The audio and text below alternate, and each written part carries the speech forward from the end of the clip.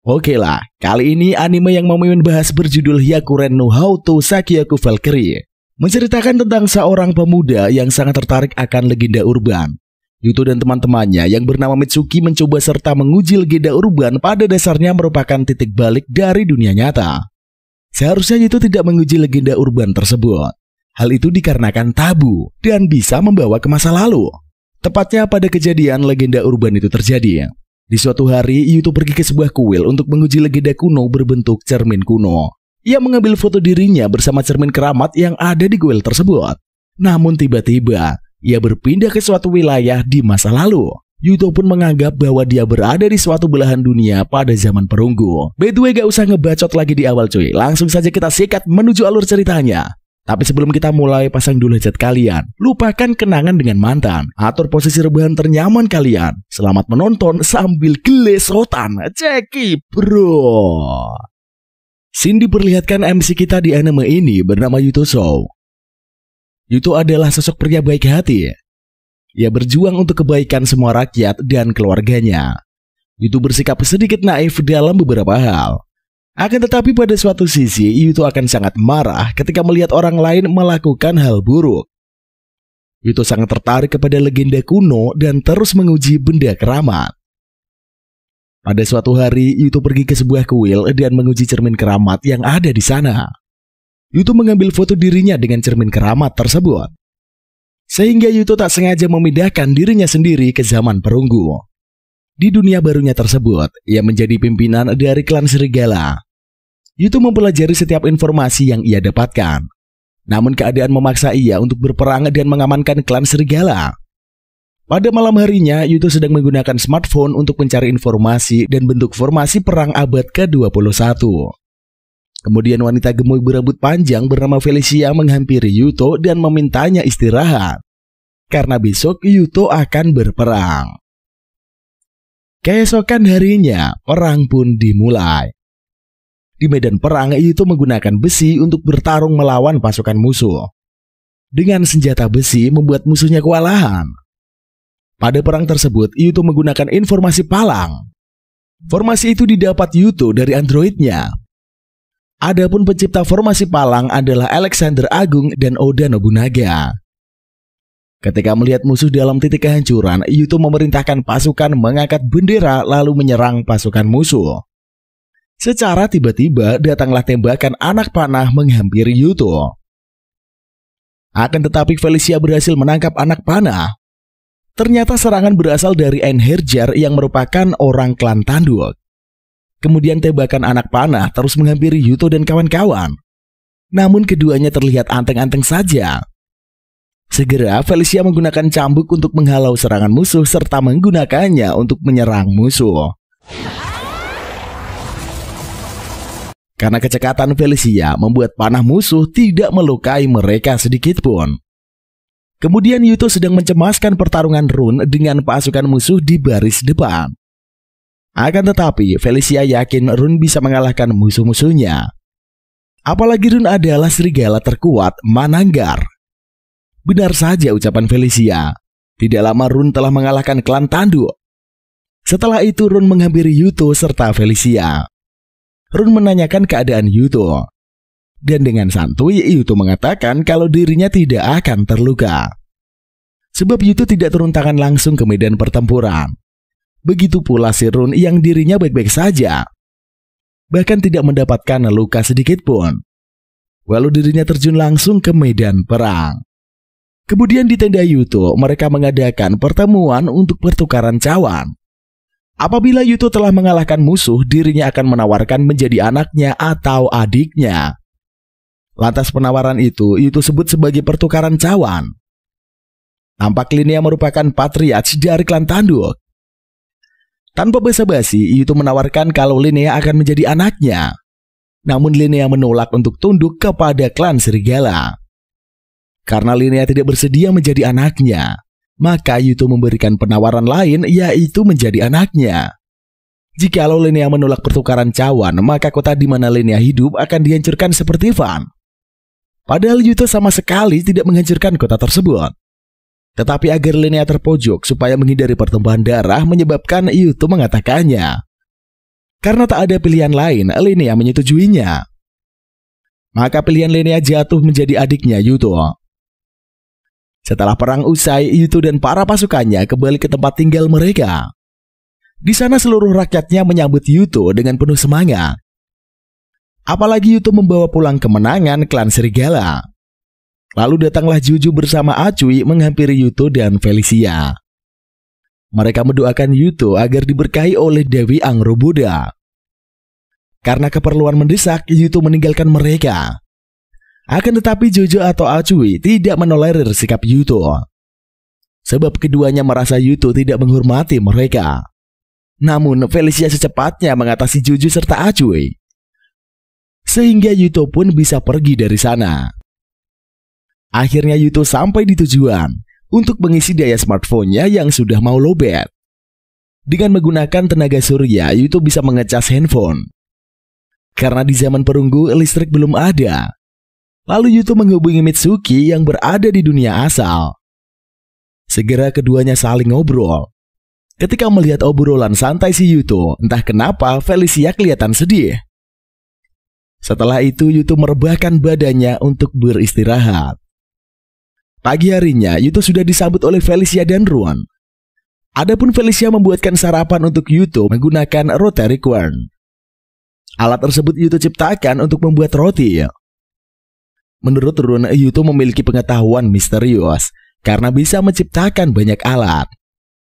Setelah itu Yuto bergegas sarapan pagi sambil membicarakan pertukaran cawan dengan klan tanduk. Yuto juga berpikir akan menambah banyak senjata besi. Kemudian Yuto ditemani Felicia singgah ke pabrik dan bertemu dengan Mandor Ingrid. Lantas ketiganya saling mengobrol. Ketika melihat cara bicara dan sikap Ingrid kepada Yuto membuat Felicia atau Yuto jadi ngakak. Setelah saling bercanda dan mengejek Yuto memberikan info kalau dirinya mengangkat patriark klan tanduk menjadi adik perempuannya. Sebab itulah klan tanduk akan menggunakan senjata sama seperti klan serigala. Hal itu akan menambah pekerjaan Ingrid membuat senjata besi dalam jumlah banyak. Lalu diadakannya ritual pertukaran cawan yang dipimpin oleh pendeta suci Alexius atas nama Kaisar Suci. Sehingga Liena resmi menjadi bagian dari klan serigala. Dengan pertukaran cawan, klan berlawanan dengan klan serigala akan menghilang. Maka dari itu, kedamaian bisa tercapai. Sesudah melakukan ritual, Liena memohon kepada Yuto agar memperlakukan klan tanduk sama seperti klan serigala. Karena Yuto sekarang adalah kakaknya Liena yang akan menuruti permintaan adik kecilnya. Adapun sikap baik Yuto membuat Liena jadi terharu. Dikarenakan mereka mendapatkan info dari benteng klan tanduk, Yuto mengadakan rapat. Adapun isi pesan tersebut berisi klan Tapak Kuda, salah satu klan terbesar di barat, yang telah melakukan invasi ke wilayah klan tanduk. Klan itu membawa pasukan sekitar 10.000 orang. Maka dari itu, klan serigala akan membantu klan tanduk melawan musuh. Akan tetapi, Acui menolak keinginan sang patriarch. Begitu pula dengan tetua lainnya yang sama seperti Acui. Mereka memberikan banyak alasan untuk menolak membantu klan tanduk. Ketika melihat para tetua cuma ngebacot terus menyebabkan Yuto jadi marah. Alhasil, Yuto memberikan para tetua wejangan. Lantas Yuto sebagai patriark klan serigala memutuskan untuk terlibat dengan klan tanduk melawan musuh. Selanjutnya patriark klan Tapak Kuda bernama Yang Vi terkejut melihat kedatangan klan serigala yang dikomandokan oleh Ron. Padahal kekuatan serigala hanya terdiri dari kavaleri yang bisa bertarung hebat. Walau begitu, Yang Vi tetap menyemangati pasukannya.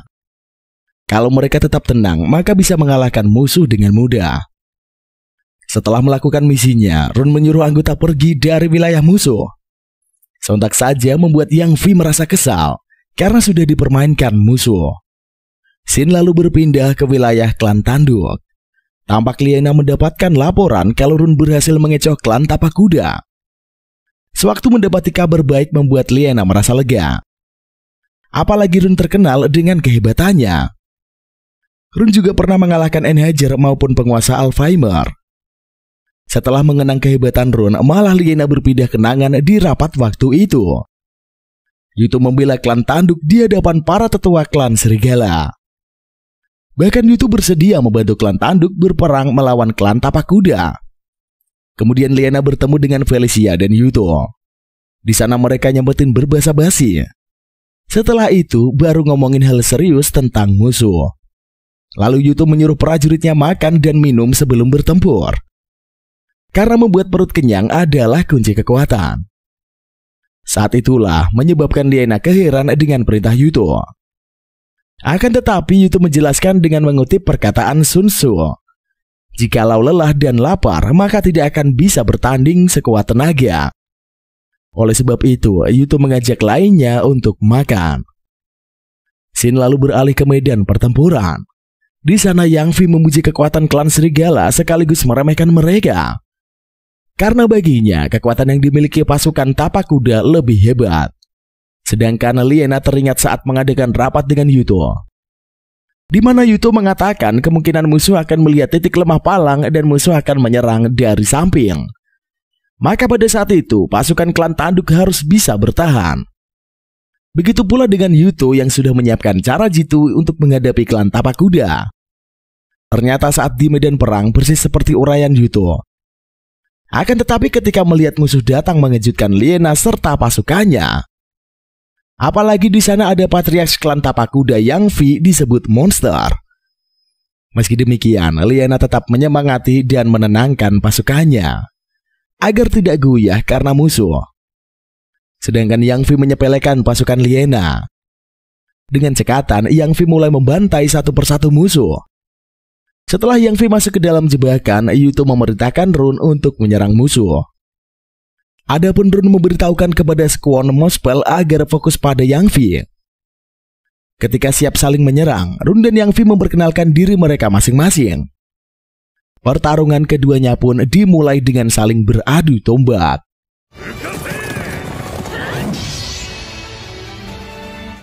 Sewaktu bisa menjatuhkan Run, si Yang Vi mulai menganggap remeh serta mau melukai Run. Akan tetapi, Run mampu memotong senjata Yang Vi. Segera Run membabat habis Yang Vi. Sebelum ajal menjemput, Yang Vi sempat bertanya soal senjata Run. Lalu Run menjawab kemungkinan senjata berupa pedang itu dari Jepang. Di saat Yang Vi bisa skakmat di tangan kesatria tangguh seperti Run, membuat dirinya bisa mati dengan rasa bangga. Begitu pula halnya Run merasa terhormat bisa melawan seorang sekuat Yang Vi. Akhirnya Yang Vi meninggoy dan setelahnya Run mengumumkan kemenangan klan serigala atas klan tapak kuda. Kemenangannya pun disambut euforia oleh para pasukan. Sedangkan Liena merasa haru mengetahui kemenangan berada di pihaknya. Setelah peperangan, Liena menyampaikan keinginannya kepada Yuto and the gang. Liena ingin mengundurkan diri sebagai patriark klan tanduk. Oleh karenanya, Liena akan menyerahkan kepemimpinan kepada Yuto dengan menikahi dirinya. Sontak saja membuat lainnya auto kaget. Apalagi Run tidak setuju dengan pemikiran Liena. Namun menurut Yuto ada maksud lain di balik keputusan Liena. Maka dari itu Liena tidak boleh menutupinya. Lalu Liena menjelaskan bahwa patriark tak ditentukan dari garis darah tetapi dari kemampuan. Tradisi berkata bahwa hanya orang kuatlah yang harus menjadi pimpinan. Garis darah akan menimbulkan pembusukan dan patriark harus dipilih berdasarkan prestasi. Liena adalah patriark berdasarkan garis darah. Jika semua orang tahu status Liena, maka posisi Liena akan terancam. Lantas Liena bercerita tentang ayahnya dan bagaimana dirinya diangkat menjadi pimpinan klan. Walau ada banyak penolakan, namun Liena tetap ingin menjadi patriark. Apalagi demi kepercayaan sang ayah terhadapnya. Maka Liena ingin Yuto menjadi suaminya dan klan tanduk akan memiliki pimpinan hebat. Walau demikian, Yuto tak bisa memberi jawaban secara mendadak. Sebab masalahnya pernikahan harus dibahas bersama anggota klan serigala lainnya. Oleh karena itu, Liena bersedia menunggu jawaban Yuto.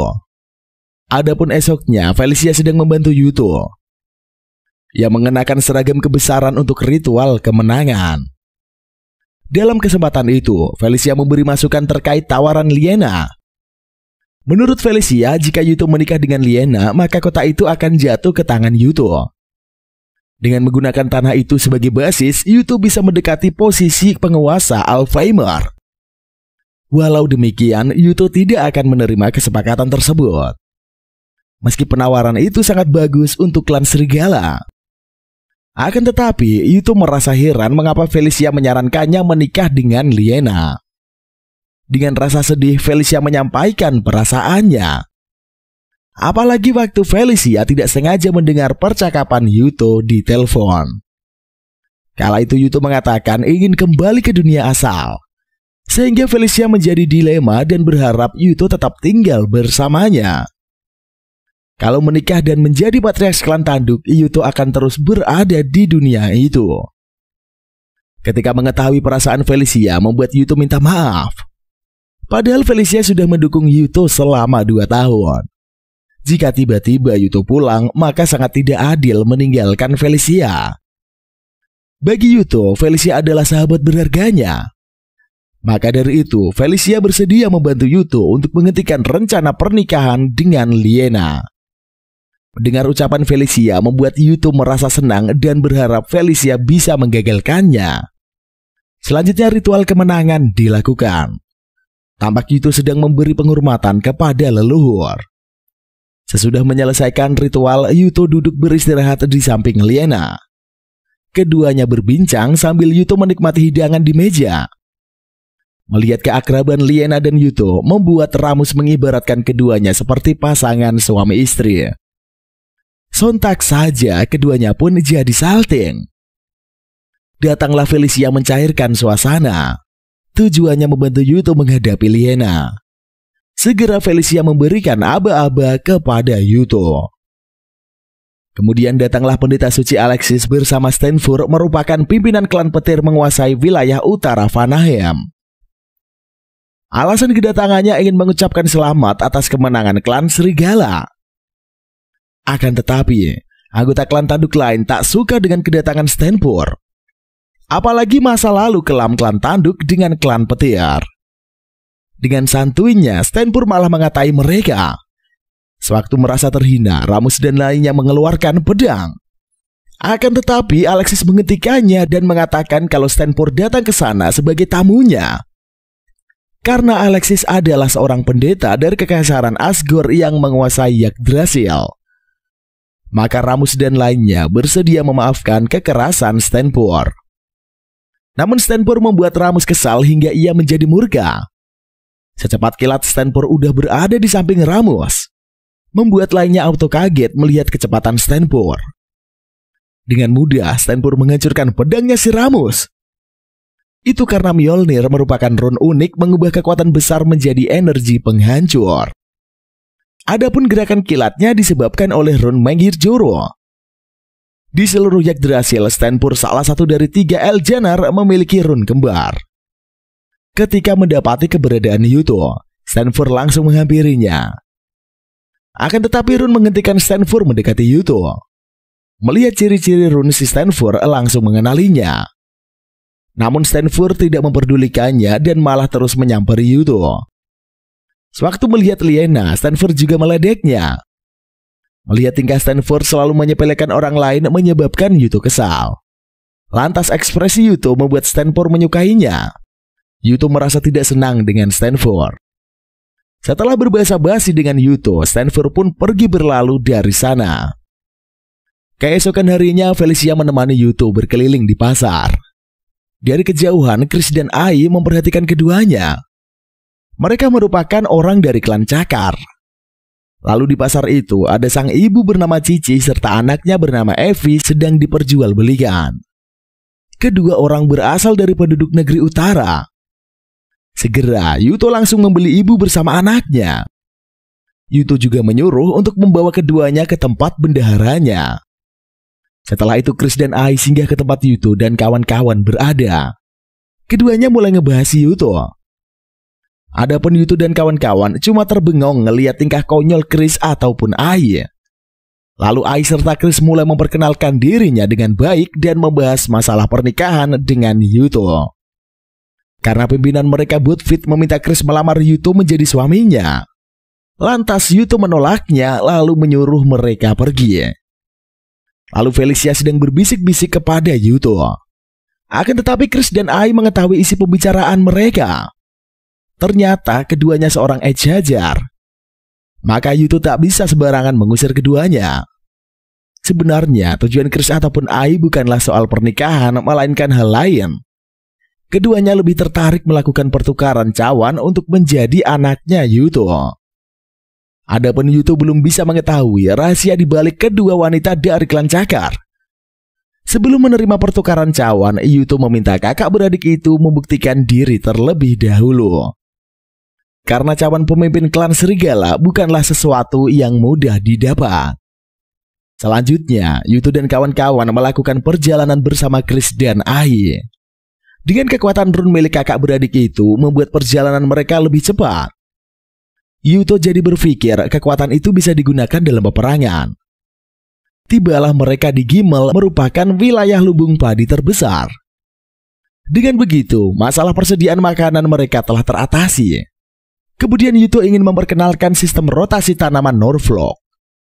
Karena Gimel dulunya dikuasai oleh klan Tanduk, makanya tak bisa seenaknya saja meminta mereka untuk mengubah cara tanamnya. Adapun Liena yang main-main ke kota Gimel sekalian mampir bertemu Yuto untuk menanyakan jawaban pernikahan. Namun masalah sekarang, klan Cakar juga menawari pernikahan. Tiba-tiba Ai muncul di sana dan disusul oleh Chris. Kakak beradik itu mulai beradu argumen sehingga keduanya pun sibuk dengan dunia mereka. Sewaktu mengetahui hal itu membuat Liena membandingkan kalau klan Tanduk lebih kuat dari klan Cakar. Dengan begitu, pilihan seharusnya jatuh di tangan klan Tanduk. Segera Yuto mengalihkan topik untuk meredakan keributan antara ketiga wanita yang sedang memperebutkan Yuto. Dikarenakan Yuto baru saja menguasai kota Gimel, kemungkinan penduduk kota belum sepenuhnya menerima klan Serigala. Oleh sebab itu, Liena datang agar membantu Yuto berbicara dengan penduduk kota. Lantas Yuto mengungkapkan idenya kepada Liena.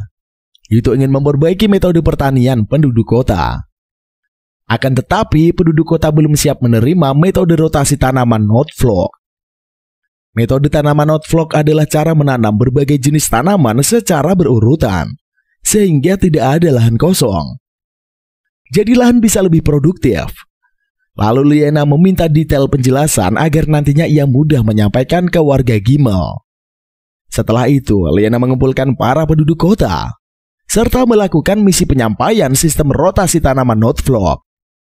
Akibatnya banyak penduduk setuju. Apalagi Liena sudah membagi tempat di mana tumbuhan akan ditanam. Akan tetapi, masih saja ada beberapa orang takut gagal panen. Kalau Yuto bisa menjamin jika hal itu terjadi, maka pekerjaan akan dilakukan besok. Adapun Yuto menyetujui Liena. Setelah itu Yuto dan kawan-kawan mengadakan rapat sebab klan petir siap berperang. Berdasarkan info kalau klan petir sedang membeli banyak senjata digunakan untuk melawan klan Serigala. Segera Chris meminta dirinya untuk dikirim ke wilayah klan petir mencari informasi. Namun menurut Yuto itu sangat bahaya. Lantas Chris menyuruh untuk menangkap Olof. Secepat kilat, Ai sudah berada di dekat Olof dan menodongkan senjata. Sehingga Yuto tak perlu cemas soal kakak beradik, karena mereka memiliki kekuatan tempur. Oleh sebab itulah Yuto akan mengirim Chris dan Ai menyusup ke wilayah musuh. Apabila berhasil, maka keduanya bisa melakukan pertukaran cawan. Kemudian Yuto ditemani Liena dan Felicia berada di sungai Elifagan yang merupakan wilayah perbatasan klan Serigala dengan klan petir. Segera Yuto memerintahkan Liena melakukan tugas yang hanya bisa dilakukan olehnya, yaitu Liena diminta bertugas mengumpulkan warga membangun bendungan. Setelah itu Yuto mengadakan rapat membahas kekuatan militer Stanford yang sangat OP. Walau demikian, klan Serigala tidak akan kalah melawan klan petir. Keesokan harinya, pasukan klan petir yang berjumlah 8.000 orang sudah siap untuk bertempur. Jumlah pasukan klan petir lebih banyak dari pasukan klan Serigala. Selanjutnya kedua kubu pasukan sudah berada di arena medan pertempuran dan akan memulai peperangan. Tampak pasukan garis depan klan petir mati ditembak anak panah pasukan Serigala. Akan tetapi pasukan musuh semakin mendekat. Setelah itu Yuto menyuruh pasukan memanah mundur, lalu berganti dengan Palanes. Ketika pasukan klan petir berhasil mendekat, formasi Palanes bertindak. Akibatnya banyak pasukan musuh terkena hantaman besi. Kemudian Stanford menyuruh Pialvi menyerang sisi kanan musuh. Fing membantai sisi kiri musuh dan Stanford akan memporak-porandakan musuh dari tengah. Adapun Run mendapatkan sinyal dari Yuto mulai bersiap untuk bertanding. Kedua kubu pun langsung bertarung. Sewaktu Run membantai Pialvi tidak mempan dikarenakan Stanford datang merusak tombak milik Run.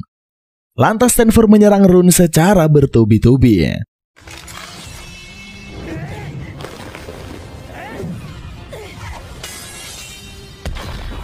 Karena tak bisa menang, Run memerintahkan pasukan Muspel miliknya untuk mundur. Lalu Stanford datang menyerang sendiri ke barisan musuh. Setelah membantainya, Stanford segera berlari ke arah Yuto berada.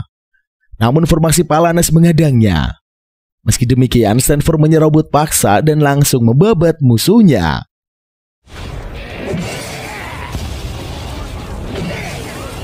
Ketika melihat kekuatan gila Stanford seperti monster, Yuto menganggap kalau Stanford reinkarnasi dari Xiang Yu. Sehingga Yuto memerintahkan Skadis turun ke arena untuk memberitahukan pasukannya mundur dari peperangan. Sewaktu Skadis sedang mengkomandokan pasukan, datanglah Stanford menyerang. Akan tetapi Skadis berhasil menangkisnya. Namun Stanford tidak menyerah dan menyerang Skadis kembali. Namun Skadis berhasil melukai wajah Stanford. Sehingga Stanford memuji kekuatan musuhnya lalu mengajaknya bertanding. Akan tetapi Skadis menolaknya, serta memberikan pengumuman kepada pasukan klan petir kalau senjata yang mereka lihat adalah besi meteor. Setelah mengatakannya, Skadis pergi berlalu meninggalkan Stanford beserta pasukannya. Sebelum menjauh, Skadis mengucapkan kalau pasukan klan petir membawa pulang besi tersebut, maka mereka tidak perlu bekerja lagi. Jelas saja perkataan Skadis menjadikan bumerang bagi pasukan musuh. Saat itulah pasukan hanya fokus dengan senjata besi yang tergeletak di tanah, sehingga mereka tidak memperdulikan perintah Stanford. Kemudian Stanford sedang mengisi perutnya. Namun Pialvi datang memberikan laporan kalau Fing udah mati di tangan Skadis, menyebabkan selera makan Stanford menghilang. Akibatnya Stanford pun merasa sedih sebab sudah kehilangan saudara. Tanpa sadar Stanford menendang Pialvi. Kemudian Stanford berlari mengejar pasukan Yuto yang sedang melewati sungai. Akan tetapi Skadis datang menghalangi. Dari pertarungan dengan Skadis, Stanford pun mengetahui kalau keahlian Skadis adalah membalikan serangan. Lalu Skadis mengambil kesempatan untuk kabur menuju sungai. Akhirnya Stanford pun sudah kehilangan musuhnya di arena. Karena tidak akan membiarkan musuh kabur, Stanford menyeberang sungai. Walau banyak anak panah yang mendera, tetapi Stanford dapat menghindarinya. Setibanya di tepi sungai, Stanford sudah disambut oleh Skadis. Bahkan ada Rune Felicia dan lain-lain. Sehingga Stanford kini dikeroyok oleh klan serigala. Sedangkan pasukan klan petir dihujani anak panah lalu meninggoy. Karena terpojok, Stanford mengeluarkan kekuatannya sehingga dirinya bisa membalikan keadaan. Namun tugas utama Skadis dan kawan-kawan hanya untuk menahan Stanford. Sebab mereka tahu tidak akan bisa menang melawan monster seperti Stanford. Setelah mengatakannya, Skadis dan kawan-kawan kabur dari sana. Mendadak air sungai mengamuk di tempat Stanford berada. Sehingga daerah itu pun menjadi lautan air. Ternyata untuk mengalahkan musuh seperti Stanford, Yuto menggunakan strategi Hanshin. Yaitu adalah amukan air sungai ulah dari Liena dengan merusak bendungan. Di lain sisi Stanford masih hidup. Tetapi dirinya terluka parah. Apalagi Stanford sudah kehilangan pasukannya. Lalu Stanford mengakui kekalahannya dan mengakui kehebatan strategi Yuto. Selanjutnya Felicia dan kawan-kawan mengajak Yuto untuk liburan dari pekerjaan sebentar. Akan tetapi Yuto menolaknya. Lantas Run dan kawan-kawan membujuk Yuto agar mau berlibur. Karena terus dipaksa, Yuto bersedia dan semuanya akan ikut tamasya pergi bersiap-siap. Selama Yuto tidak ada di tempat, maka dirinya memerintahkan Lanfear kepada Jorgen dalam beberapa hari. Adapun menurut Jorgen, liburan itu penting juga bagi klan Serigala. Sebab selama kondisi Yuto tetap sehat dan terus menjadi pimpinan klan Serigala, menyebabkan kemakmuran klan Serigala akan terjamin untuk berpuluh-puluh tahun ke depan. Kemudian Yuto ditemani para gadis pergi menuju lembah Sorstay. Setelah liburan, Rune mengambil senjata barunya dari Ingrid. Sepintas Rune teringat saat dia bertanding dengan Stanford, sehingga pedangnya pun terjatuh ke sungai. Ketika Rune menghela nafas, Ingrid merasa terhina. Padahal senjata baru itu adalah mahakarya besarnya. Sehingga Ingrid pun komplain melihat ekspresi wajah tidak senang Rune. Oleh sebab itulah, sampai Ingrid tidak memperoleh penjelasan, dirinya tidak akan membiarkan Rune pergi dari sana. Lantas Ingrid ngambek tidak mau membuatkan senjata Rune lagi. Karena Rune panik, terpaksa dia menceritakan penyebab dia menghela nafas. Kemudian datanglah Felicia dan Yuto ke ruangan kerja Ingrid agar ia menempa kembali pedang milik Rune. Melihat pedangnya kembali bersamanya lagi membuat Rune jadi mengharu biru. Setelah itu Yuto dan kawan-kawan berbincang-bincang sambil melihat dari atas suasana pasar yang ramai. Semenjak Yuto memimpin perekonomian, klan Serigala meningkat pesat, menyebabkan kesejahteraan mereka. Sewaktu Evie membawa minuman untuk Yuko dan kawan-kawan, tak sengaja malah terlempar mengenai Yuto. Meski demikian, Yuto menenangkan Evie. Bagi Yuto, hal sepele tersebut tidak akan mengganggunya. Selanjutnya flashback ke masa lalu di mana Yuto baru diangkat menjadi pimpinan klan. Pada waktu itu, Patriarch klan Serigala mengucapkan terima kasih kepada anggota karena telah berhasil mengalahkan klan Cakar. Tidak hanya itu saja, dirinya menundukkan kepala kepada anggotanya karena merasa bersalah atas kemampuannya sebagai pimpinan. Lantas, Stephen menunjuk Yuto untuk menjadi penggantinya. Pengumuman itu menyebabkan Yuto kesal, sebab dirinya harus segera kembali ke dunia asalnya. Meski begitu, Stephen udah menetapkan keputusannya. Karena saat itu, hanya Yuto yang mampu melindungi klan Serigala. Namun Yuto bersikeras masih ada orang hebat seperti Looper. Ketika mendengar hal itu, menyebabkan Looper marah kepada Yuto. Baginya, Yuto hanya bersandiwara saja. Padahal Yuto menginginkan jabatan tersebut. Adapun menjadi pimpinan klan adalah impian Looper. Maka dari itu, Looper berusaha keras melindungi rakyat dan Felicia, supaya klan Serigala bisa menjadi negara kuat setara dengan klan Cakar dan klan Tapak Kuda. Akan tetapi, berkat Yuto, impian Looper jadi kandas. Sekejap Looper melayangkan pedangnya ke arah Yuto, tetapi Stephen menghalangi. Akibatnya, sang ayah pun terluka serta tewas, sehingga Looper kabur dari sana. Sebelum tewas, Stephen memberikan pesan kepada Yuto. Jika Yuto berhasil mengemban tugas sebagai pimpinan dan berniat kembali ke dunia asal, maka dari itu angkatlah Looper menjadi pimpinan klan. Setelah mengatakannya, Stephen meninggoy dengan tenang. Kembali ke masa depan, Yuto datang mencari informasi kekuatan musuh dari androidnya. Sesudah itu, Yuto menghubungi Mitsuki lalu mengobrol banyak hal. Kemudian Looper sedang membaca surat dari adiknya. Akan tetapi, Looper merasa suratnya bukan tulisan tangan Felicia.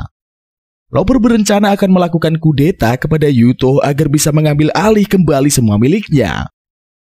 Sedangkan Yuto mendapatkan laporan bahwa klan Harimau Kumbang menyerang klan Tanduk. Apalagi kota Mervior telah dikuasai. Lantas Yuto memerintahkan Felicia segera mengumpulkan pasukan, karena mereka akan bergegas ke arena pertempuran. Lalu Yuto beserta pasukan sedang melakukan persiapan.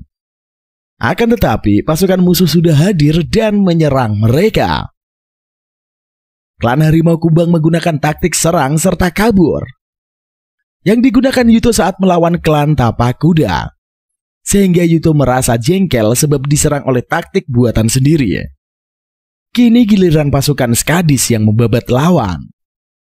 Pasukan Skadis menghujani anak panah ke arah pasukan musuh. Sewaktu merasa terpojok, pasukan musuh memilih mundur. Secara mendadak, pasukan musuh datang kembali menyerang membawa pasukan dalam jumlah banyak. Akibatnya klan serigala sudah terkepung. Adapun perang kali ini, Looper beradu strategi dengan Yuto. Karena Looper tahu kalau Yuto selalu mengandalkan android untuk membuat strategi perang. Sehingga Looper merasa yakin bisa mengalahkan Yuto dalam perang. Segera Looper memberikan kode supaya pasukannya langsung membantai klan serigala. Akan tetapi pasukan musuh masuk ke dalam jebakan Yuto. Ketika pasukan musuh menembakkan anak panah tidak bisa, sebab ada kereta kargo menghalanginya.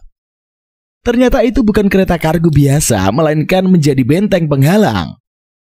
Kemudian Yuto memerintahkan pasukannya menyerang musuh kembali.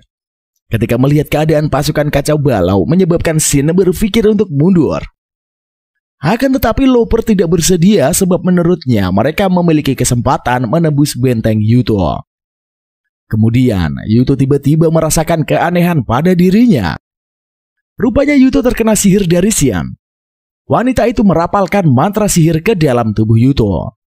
Bahkan seluruh pasukan klan kumbang harimau kerasukan seperti zombie. Akhirnya pasukan zombie berhasil merusak benteng. Pada saat itulah Looper berkesempatan untuk masuk ke tempat Yuto. Setelah sekian lama mantan saudara kembali dipertemukan di medan peperangan. Sewaktu melihat musuh bebuyutannya di depan mata, membuat Looper menyerang Yuto. Namun Felicia berusaha mencegah, tetapi Looper tak peduli. Malahan Looper menyerang adiknya sendiri. Akan tetapi Yuto menghalanginya, dan mereka pun beradu pedang. Rupanya kuda tidak menyukai bau unta, makanya kedatangan Ron menyebabkan kuda Looper mengamuk. Karena kudanya Looper ngambek, dia jadi tak bisa bertarung. Lalu kemudian memutuskan kabur.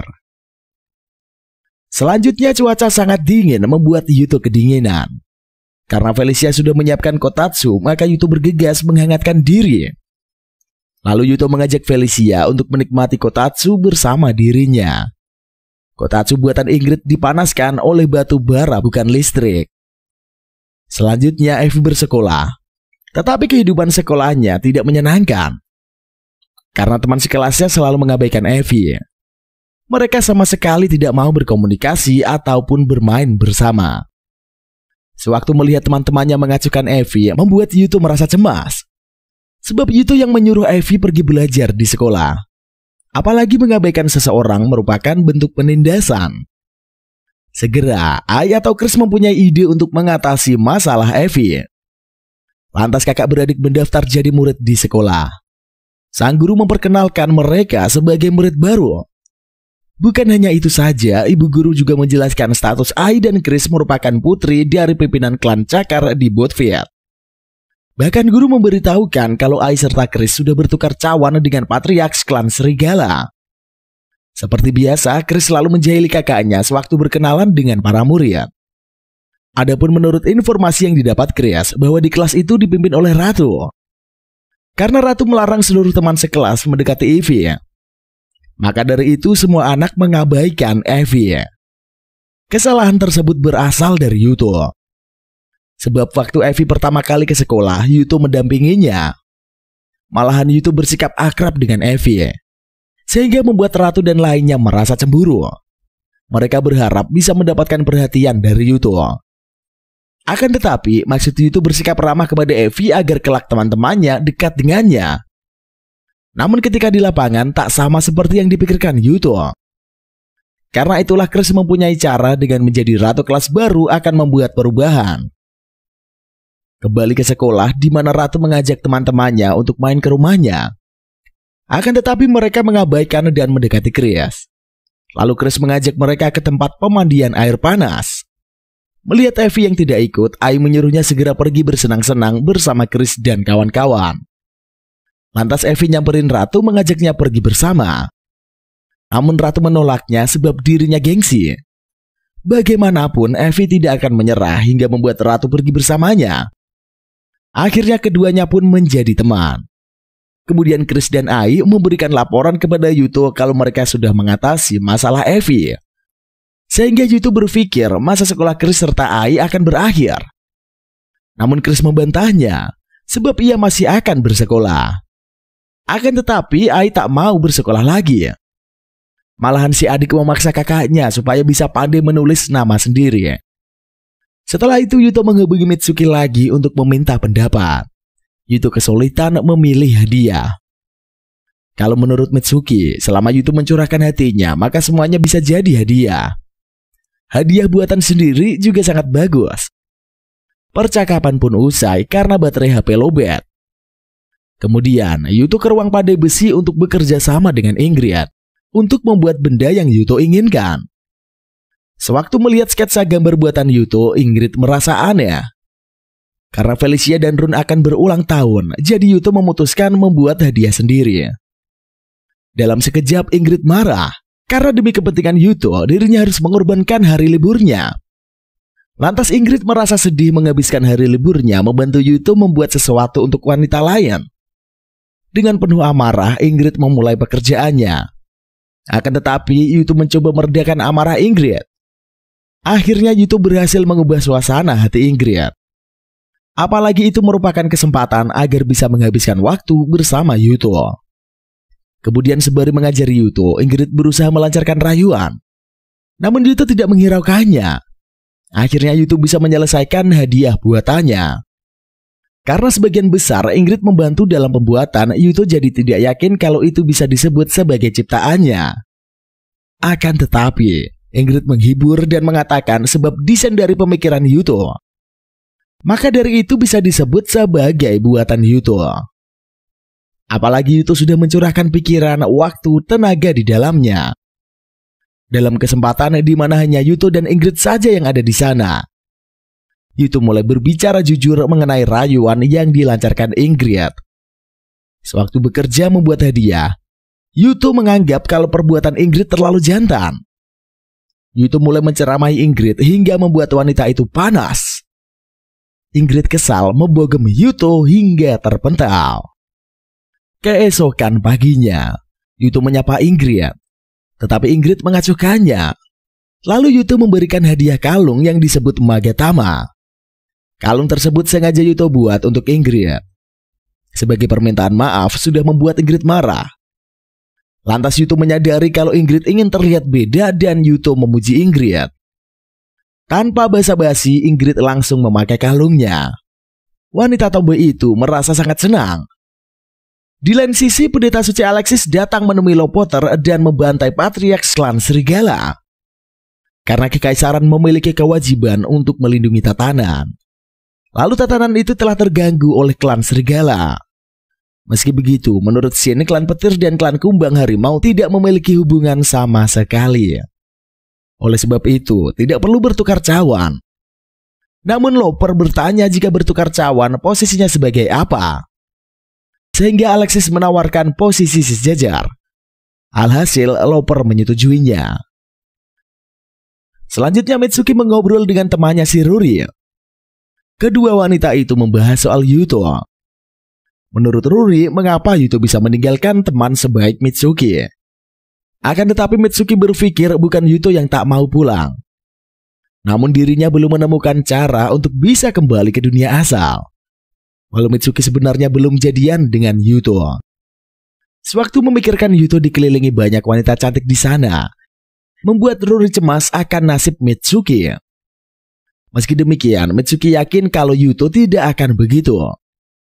Agar Mitsuki tak sendirian di tahun baru kelak, Ruri berencana mengajak Mitsuki ke rumahnya untuk merayakan tahun baru bersama-sama. Apalagi kakak sepupunya si Ruri yang belajar di luar negeri akan kembali ke Jepang. Seketika Mitsuki teringat saya si manusia cerdas yang mengerti banyak hal. Apalagi saya seorang arkeolog sudah mendapatkan gelar. Kemungkinan saja saya tahu tentang dunia Yuto berada. Lantas Mitsuki dan Ruri mengunjungi kediaman saya. Saya begitu tertarik mendengar kisah Yuto yang terlempar ke masa lalu. Untuk mengetahui detailnya, maka saya ingin Mitsuki menceritakan secara terperinci. Setelah mendengarkannya, saya akan memutuskan mempercayai perkataan Mitsuki atau tidak. Walau sekarang Yuto berada di zaman perunggu Yggdrasil. Meski demikian, saya tak bisa membayangkan kapan dan di mana Yuto berada. Karena Mitsuki banyak menggunakan istilah dari mitologi Norse. Tetapi itu berbeda dari mitos yang saya ketahui. Begitu pula dengan Yuto yang berpikir sama seperti saya. Meski begitu, ada kesamaan yang menyebabkan saya penasaran. Seperti gelar Yuto sebagai serigala jahat Horse-Fitzner, nama lain dari Fenrir, palu penghancur Mjolnir, dan sabuk kekuatan Maxine George kepunyaan Patriarch klan petir. Semua itu berhubungan dengan Thor dalam beberapa aspek. Ditambah Yuto menggunakan strategi luapan sungai untuk mengalahkannya. Ada ular besar bernama Jomugran bertarung melawan Thor 3 kali. Selama Ragnarok terjadi, dia mampu menyapu daratan dengan banjir. Apalagi Yuto memiliki nama yang diawali dari kata Su serta diakhiri To. Karena Fenrir dan Jormungandr terus terlibat dalam Ragnarok. Dalam dongeng Ragnarok ada raksasa bernama Si Hitam. Dia memimpin Muspel dengan menunggang kuda. Ia melintasi jembatan pelangi Bifrost untuk menyerang Asgard. Si Hitam adalah raksasa api yang menghancurkan 9 dunia.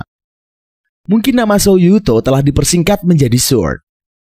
Sedangkan nama Shinomiya mirip dengan nama istri Sword, Shin Rama. Jadi Mitsuki mengambil kesimpulan kalau Yuto mengikuti kisah mitologi Norse. Namun menurut saya, Yuto membuat mitos Norse yang asli. Adapun mitologi Norse tercipta antara 1000 tahun sebelum Masehi dan kelahiran Kristus. Karena Yuto berada di masa sekitar 1500 tahun sebelum Masehi. Berarti pada zaman sebelum mitos dimulai. Akibat mengetahui hal itu membuat Mitsuki cemas. Sebab Fenrir dan Jormungandr terbunuh di akhir mitos. Walaupun demikian, karena kejadian Yuto melenceng dari mitos, bisa saja itu tak akan terjadi. Karena mitologi Norse dikisahkan secara lisan, maka tidak akan tahu kebenaran dalam mitologi tersebut. Oleh karenanya, Mitsuki tak boleh kehilangan harapan. Kembali ke zaman perunggu, Yuto sedang menelpon Mitsuki. Akan tetapi kali ini Mitsuki tidak menjawab panggilannya, menyebabkan Yuto cemas. Sedangkan Felicia dan kawan-kawan sibuk membuat pakaian untuk Yuto. Kemudian Mitsuki menghubungi Yuto. Mereka mengobrol seperti biasanya. Setelah selesai bicara, Yuto memutuskan untuk jalan-jalan malam. Sambil berjalan, dirinya teringat perkataan Mitsuki soal mitologi Norse. Sedangkan Yuto sama sekali tak mengerti dengan mitologinya. Tidak sengaja Yuto berpapasan di jalan dengan Ai dan Chris. Lantas keduanya ikut bersama Yuto. Setelah itu Yuto masuk ke dalam bar. Di sana semua orang memberi penghormatan kepadanya.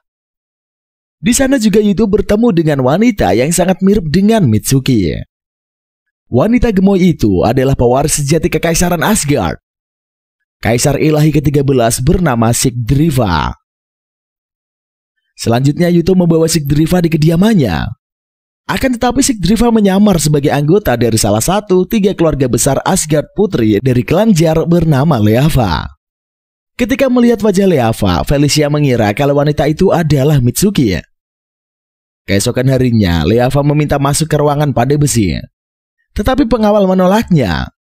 Datanglah Yuto memberitahu kalau ruangan Pandai Besi tidak boleh dimasuki klan lain. Karena terjadi keributan, Ingrid keluar. Sama seperti Felicia, Ingrid mengira Leava adalah Mitsuki. Kemudian Leava sangat senang melihat sosok Pandai Besi terkenal Ingrid. Ternyata Leava adalah salah satu pelanggan mereka. Leava merasa aneh, sudah beberapa kali dirinya dikira Mitsuki. Apalagi hal aneh yang diucapkan Ingrid soal dunia lain. Lantas Yuto menceritakan dia datang dari dunia asal yang terdampar ke zaman perunggu. Dengan melihat cermin terbuat dari logam elf, dan pada saat itu Felicia menggunakan sihir sehingga dia tertarik ke zaman itu. Ternyata Leava mengetahui soal cermin, karena kekaisaran sedang meneliti cermin tersebut. Sebelum menceritakan soal cermin, Leava meminta makanan. Setelah makan 3 porsi burger sendirian, dirinya merasa kenyang. Lalu Leava mulai membahas soal kekuatan sihir lemah Felicia, bagaimana bisa memanggil seseorang. Sedangkan dirinya sendirian saja tak bisa melakukan sihir tersebut. Alhasil Yuto terkejut dan meragukan kemampuan sihir Leava. Dalam sekejap, Leava mengeluarkan sihir Rising sehingga Yuto tidak bisa bergerak sama sekali.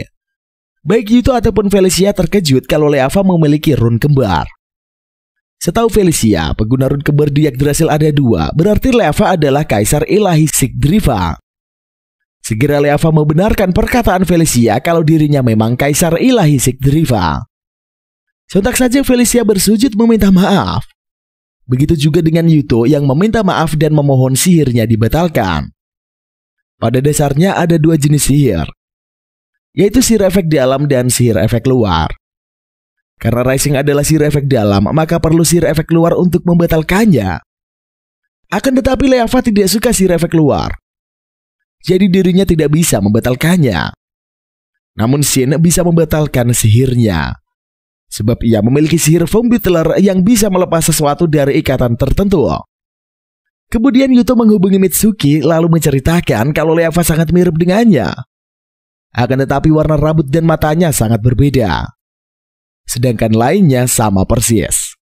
Berdasarkan pembicaraannya dengan Leava, kemungkinan Yuto bisa pulang dengan sihir Fumblefutter, namun penyihir Shin berada di pihak musuh. Kalau begitu Yuto harus mencari orang lain yang memiliki kemampuan yang sama seperti Shin. Akhirnya Yuto mendapatkan pencerahan. Setelah itu Yuto berdiskusi bersama rekannya membahas masalah klan petir yang sudah menguasai benteng Gashina. Yuto memutuskan akan menggunakan strategi Henshin untuk memancing musuh. Lalu Yuto memulai menjelaskan detailnya kepada rekannya. Keesokan harinya perang klan petir dengan klan serigala. Terlihat Stanford menuju benteng buatan Yuto. Walaupun banyak anak panah menghujaninya, tidak mempan terhadap Stanford sebab dirinya menggunakan senjata baru berbentuk payung.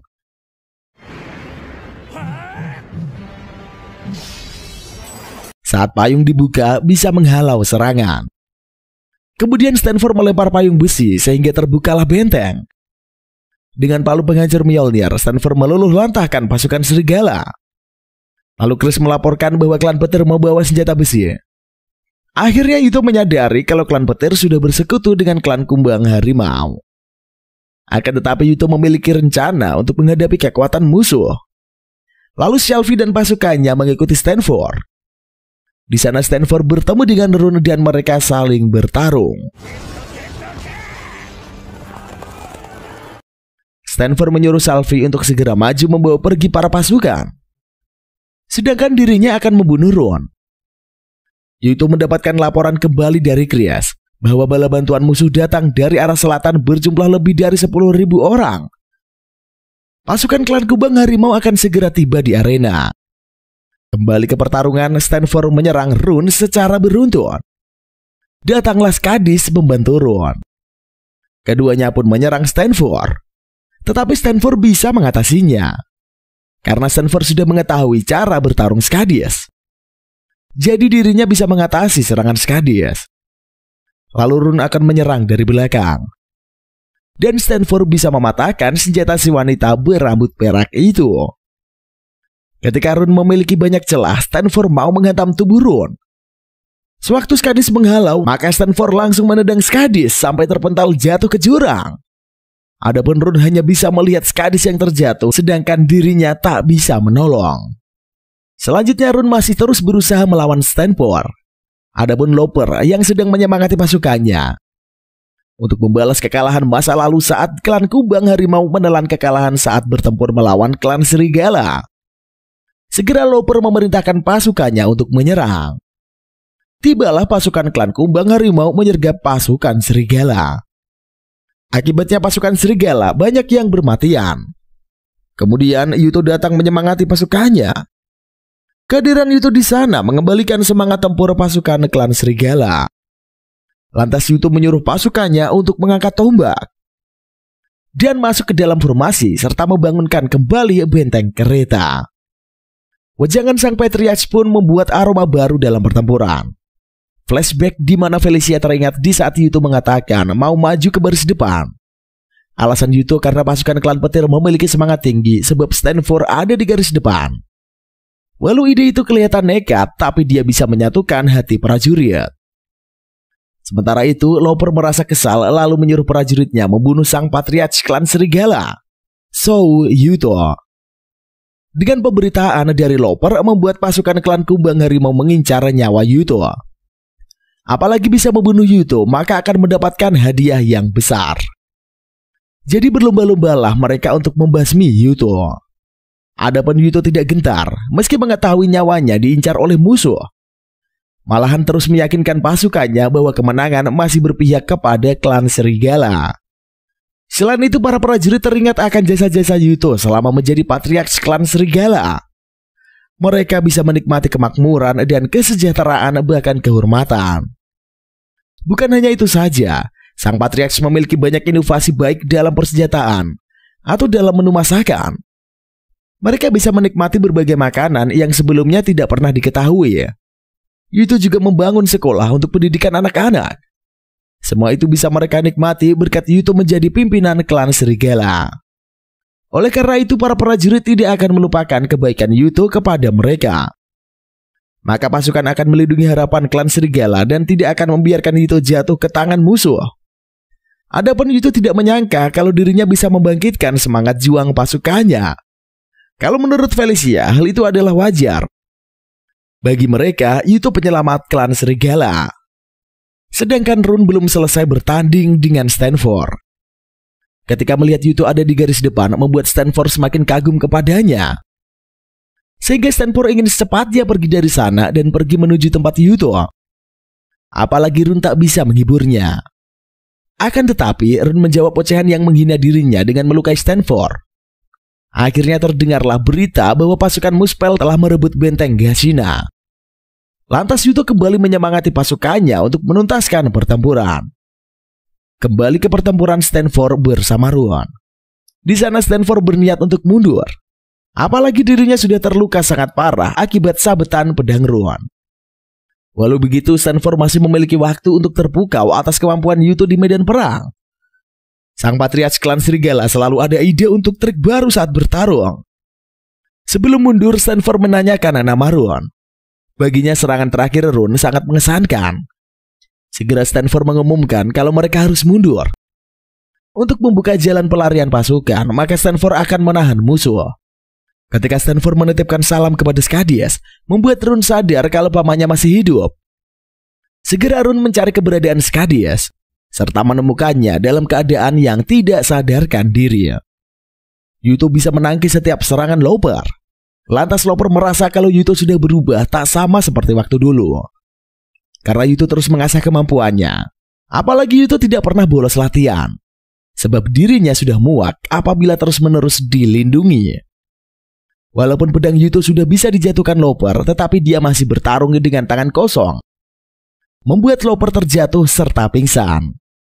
Yuto atau Felicia menyadari kalau ada Shin yang di dekat mereka. Karena Shin menggunakan sihir yang bisa membuat ikatan suci terjalin dengan dewa pada diri Yuto setelah melemah. Akibatnya, lama-kelamaan tubuh Yuto menghilang. Sebelum menghilang, Yuto menitipkan smartphone-nya. Sedangkan Looper dibopong oleh prajuritnya pergi dari sana. Tinggallah Felicia sendirian menangisi kepergian Yuto. Lalu Mitsuki melihat kalau rumah Yuto ada cahaya yang menyinari kamarnya. Akhirnya Yuto kembali ke dunia asalnya dan bertemu dengan Mitsuki. Selanjutnya Mitsuki langsung memeluk Yuto. Apalagi keduanya dalam waktu yang tak lama bisa bertemu. Baik Mitsuki ataupun Yuto merasa sangat bahagia. Akhirnya keinginan Yuto kembali ke dunia asal dapat terlaksana. Tentunya dengan bantuan sihir dari Shin. Seketika itu Yuto meminjam smartphone milik Mitsuki. Sewaktu Yuto menghubungi ponselnya malah tidak tersambung. Lantas Yuto menceritakan kalau dirinya sudah berhasil mengalahkan klan petir dan memukul mundur klan kumbang harimau. Sedangkan Liena memperoleh info kalau klan petir dan klan kumbang harimau akan kembali menyerang. Ramos juga menyampaikan kalau Yuto kemungkinan sudah tewas. Sontak saja Liena tidak yakin dengan berita tersebut serta merasa sedih. Kembali ke dunia asal, Yuto sedang berpiknik bersama Mitsuki. Mereka menikmati keindahan di taman sambil berbincang santuy. Ada juga makanan enak untuk disantap. Tak lama Yuto mendapatkan panggilan telepon dari Felicia. Akhirnya mereka bisa berkomunikasi lagi. Lantas Felicia mengabarkan kalau mereka sudah gagal mempertahankan benteng Gashina lalu berhasil ke Lavenshire. Yuto juga berbicara dengan Run serta meminta maaf sebab dirinya mendadak pergi. Setelah itu Felicia dan Run menyelesaikan pembicaraan mereka di telepon. Pada malam hari Yuto menemui Mitsuki. Adapun tujuannya memanggil Yuto untuk membantu temannya kembali ke Yggdrasil. Begitu juga Mitsuki akan ikut menemani Yuto ke sana. Begitu juga Mitsuki yang akan ikut menemani Yuto ke sana. Akan tetapi Yuto tak sengaja mengizinkannya karena beberapa alasan. Tanpa sadar, Mitsuki mengungkapkan perasaannya kepada Yuto. Sebaliknya, Yuto juga mengajak Mitsuki untuk menjadi istrinya. Sebab Yuto tak bisa meminta seorang pacar menyerahkan hidupnya. Namun sebagai istri, Yuto bisa mengatakan dengan jelas ikutlah bersamanya. Akhirnya Mitsuki pun menerima lamaran Yuto. Kemudian seluruh warga klan Serigala menyambut euforia kehadiran patriark Yuto. Adapun Mitsuki sudah berada di zaman perunggu sedang mengobrol dengan Leava. Sedangkan Run berterima kasih kepada Felicia karena udah memanggil kembali Yuto. Felicia pun mengucapkan selamat datang kembali pada sang MC. Dan ceritanya pun kelar sampai di sini cuy. Sedikit kita bahas ke bagian penutup biar lebih afdol. Meskipun anime ini mirip dengan anime isekai pada umumnya, namun dalam cerita Hyakuren no Hou to Sekyo Valkyrie ini tidak menampilkan kejadian MC yang mati terus berinkarnasi ke dunia lain. Ketika menonton anime ini, Mimin jadi kaget banget cerita WA smartphone yang bawa-bawa HP-nya ke dunia isekai. Memiliki cerita yang unik serta terdapat unsur komedi di dalamnya. Meskipun sang MC menjadi OP seperti anime isekai lainnya, namun kisahnya tetap membuat penonton penasaran. Jalan ceritanya juga penuh petualangan, seru untuk diikuti dan banyak kelucuan yang tak terduga. Overall, Hyakuren no Hou to Sekyo Valkyrie ini merupakan anime yang Mimin rekomendasiin banget buat kalian tonton. By the way, terima kasih buat kalian semua yang telah menonton video ini dari awal sampai akhir.